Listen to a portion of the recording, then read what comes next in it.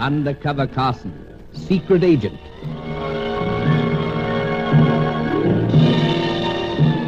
Operation Deathray, an assignment in Rio.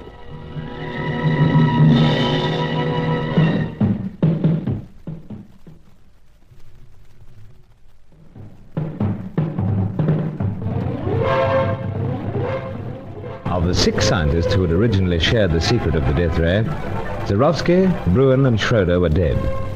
Dr. Diaz raved in the steaming backwoods.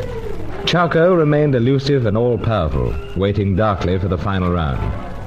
And that final round was due when the Cossack, scientist number 6, arrived in Rio for the great annual festival, the Carnival. We knew that Fay Corelli, Helena Jansen, and my former school chum Roger Deauville were working against us. Sir Giles Davenport, my Rio contact, insisted on including Bruin's daughter Sally, but I wouldn't have it. Meanwhile, I had neglected his warnings about Fay.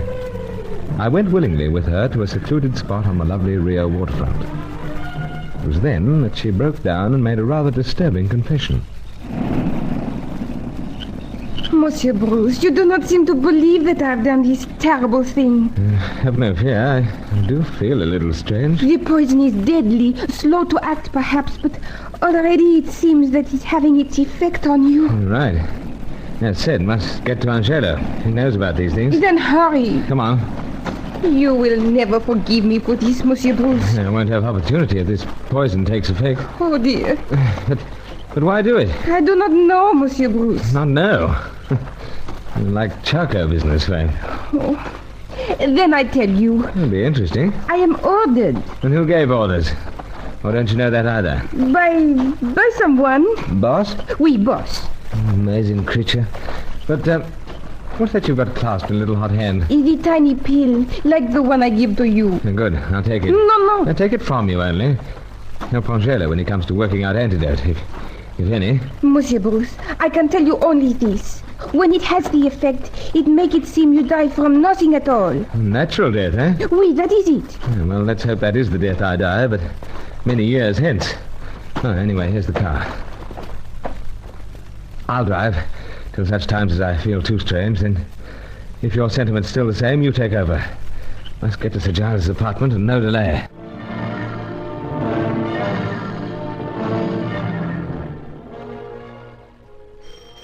There, I ring the bell for you, Monsieur Bruce. You sure you won't stay? I cannot. I go, and may no harm come to you. I rather fear it has. Carson, where the deuce have you been? Here and there, sir. Well, don't stand there, man. Step inside. Thanks. I say, you're a trifle shaky on your pins. Better sit down. Something wrong? So, sir. Been slipped one of these. What's that tiny pill? Poison, sir. Poison? And you say you've been given it? Yes, in cocktail. Mademoiselle Corelli. You weren't fool enough to see her, man. Not after... Best we postpone the lecture, sir. Fay admitted this was slow acting, South American variety. Simulated natural death. Great heavens. So I thought perhaps Angelo better get busy. But Angelo isn't here. Not, eh? He went out to get something on that Reliano fellow. Hasn't been sighted since. Then things are awkward, to say the least. Carson, just how far has this got you? Well, enough to make the room swim, sir. You too. Afraid everything's fading away.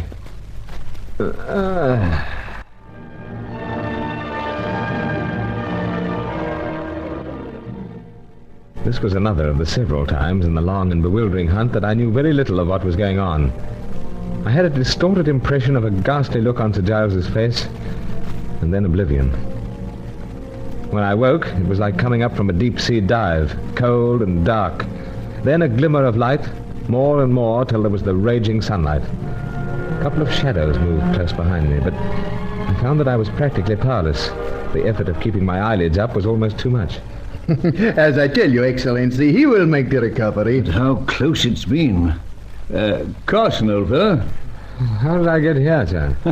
You've been there for a whole day and a half, ever since you collapsed. Oh, of course, the poison. A little-known poison, Senor Carson.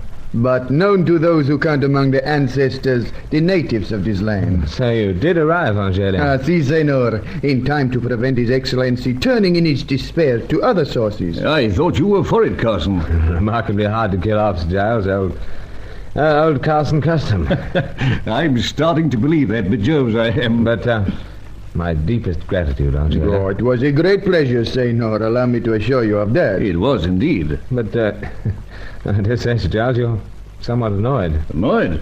I should think so. To what will this young woman stoop next? I mean about me stepping out with her. Oh, that. Mistake on my part, sir. Well, we all make mistakes. And whilst it was nearly your neck, old fellow, it was a most ill-considered thing to do. Especially in view of all that's at stake. The lives of the many people who believe that a Deathray is just a scientist's pipe dream. But let's not go into things just now. I'd prefer to, sir. No, Carson. Angelo says it'll take a day or two for you to be up and about. Oh, nonsense. Yes. See what I mean? Yes, I am stiff, rather. This deuced poison. When it takes its full effect, senor, all your limbs, they cannot be moved. It paralyzes, eh? Indeed, senor, and eventually it kills. But not you, now. Nice sort of thing to slip a fella. But I wonder when she got the chance. Yeah, possibly with cocktails before we went out. Mademoiselle Corelli seems to have quite a flair for doctoring cocktails. Yeah? How so? If my memory serves me right, Carson, there was a time when both you and I were very effectively knocked out after drinking cocktails with Faye. Oh, yes, of course. But not sure that it was Faye. That She was one of the very few suspects. Yet no doubt it'll all be cleared up in the long run. There's such a lot to be cleared up, Sir Giles. And what about Raliana? Angelo hopes to get something on him. Indeed. My relatives and acquaintances remain occupied on the task. Oh, well, then... No, old fellow. You rest a while. We'll talk things out later. Besides, I've been given the buzz to stand by for something interesting from London. You have, sir? Yes. Could be something further on that notebook we recovered from poor Jacob Bruin. Or it could be a report on the photographs you sent of your lady loves. But we'll just let things take their own course at the moment. There's nothing at all that we can do.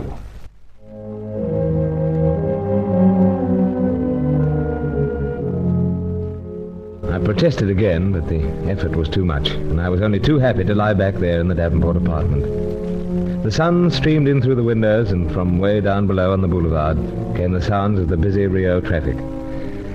But it was all very frustrating.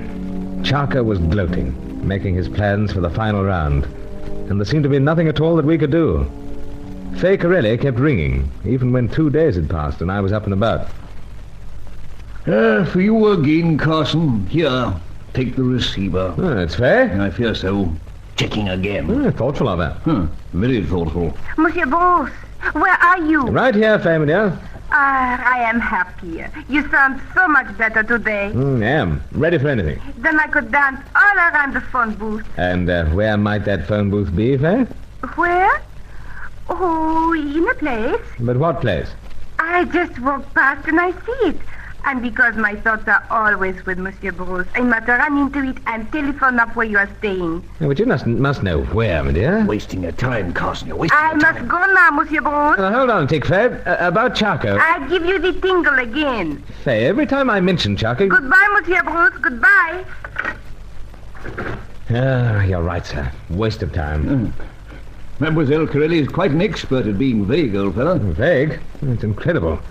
But what is the link between Faye and this Charco? I've been giving that particular point quite a deal of thought. Yes, me also, sir. And more bewildering I find it. If Faye is one of our rivals, then how could there be some link between her and Charco? I think I may have an explanation. You have, sir? A very simple one at that. According to the widow of the unfortunate scientist, Martin Schroeder, Charco had but to collar this Cossack fellow's information, and then he was practically home and dried. So, sir. And furthermore, he boasted that he knew when to meet the Cossack. At the carnival, as Hetty Fitzhenry was able to tell us. But what did he threaten to do during the intervening period? Well, dispose of the opposition, sir. And that includes us, Carson, and all the others. Miss Roger Deauville, Miss Jensen, possibly Miss Bruin, and Mademoiselle Corelli. Includes Faye? Sir, I don't follow. No. Don't be too hasty, old fellow. I'm sorry, sir. It may well be that this charcoal fiend has agreed to spare Mademoiselle Corelli at a price. At a price? Indeed. The price being that she should act as his agent in disposing of the remaining members of the opposition. Now, how does that strike you? Well, must admit a possibility. It would more or less explain her actions. Let's say, for instance, that she was operating previously for some freelance international group. Blighters are always on the job, you know, striving for this and that information, hoping to sell it. Purchased it myself on many occasions. Haven't we all, sir? Charcot knows this. However, noting her undoubted charms, he spares her at a price. Well, I must take that up with her. Now, Carson. Remember the last time? I'll take you along this time, sir. Well, I hate to be the gooseberry, but I think it'd be as well. What have we now? Hello? Excellency? At last. Yes, Angelo? First, Excellency, I have this to convey to you. Major Dent has left again to join us. He has? I wonder why they're sending him out. Well, that is all, Excellency. But very interesting, Angelo. But there is something of still greater interest. Indeed? It concerns this Reliana. Splendid. So I'm returning at once to your apartment, Excellency. And then I will convey everything to you. Then hurry like a good chap. We are most anxious. See, Excellency. Well, Carson, Aubrey Dent's coming out again. And we may be sure that London isn't sending him out on a pleasure trip. And you say, sir, that Angelo has something on this bird, Reliana? Yes, he says he has, and he's coming along at once. Well, with this in our hands, I rather feel that we may be able to show some progress in the very near future. Now, let's have a snort while we are waiting for Angelo.